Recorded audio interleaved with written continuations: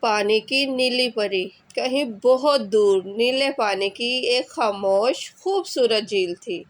یہ جھیل عام نہیں تھی کیونکہ اس کی تہہ میں رہتی تھی ایک جادوئی پری، نیلی پری۔ نیلی پری کی آنکھیں شفاف نیلے پانی جیسی تھیں اور اس کے پروں سے روشنی کی نرم لہریں نکلتی تھیں۔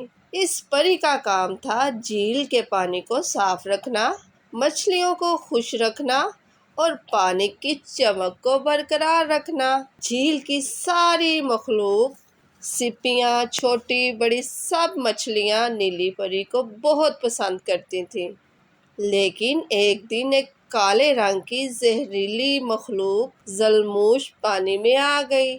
اس نے کہا، یہ جھیل میری ہے، میرے سوا اس جھیل میں کوئی نہیں رہ سکتا۔ میں یہ ساری جھیل اپنے زہر سے بھر دوں گی تاکہ سب مجھ سے ڈریں۔ نیلی پری نے نرمی سے جواب دیا، یہ جھیل تو پانی کے سب جانوروں کی ہے اور اس جھیل کے پانی پر سب جانوروں کا حق ہے۔ لیکن ذلموش نے سیاہ دھواں چھوڑا، پانی کو گندا کر دیا اور نیلی پری کو قید کر دیا۔ پانی دھندلا ہو گیا، سب مچھلیاں چھپ گئیں اور جھیل بے رنگ ہو گئی۔ تبھی ایک ننھی سی مخلوق نیلی پری کے قریب آئی۔